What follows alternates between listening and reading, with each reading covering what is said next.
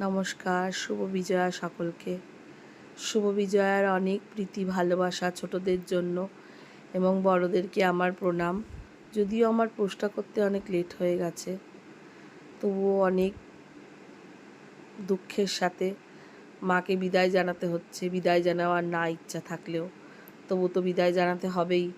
মা এই 4টে দিন আমাদেরকে অনেক খুশি আনন্দ দিয়েছেন, অনেক আশীর্বাদ করেছেন যাতে আমরা ভালোভাবে মায়ের কাছে আনন্দ করতে পারি এবং সুন্দরভাবে আমরা মাকে দর্শন করতে পারি, তাই না? বৃষ্টি হওয়ার কথা ছিল কিন্তু হয়নি, সবাই সুন্দর মতো ঠাকুর দেখতে পেরেছে।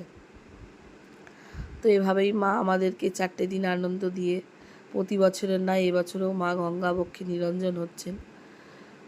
মাকে যেতে দেওয়ার ইচ্ছা না থাকলেও যেতে দিতে হবে। অনেক কথা জমে থাকবে মায়ের সাথে, সামনের বছর সেগুলো বলবো।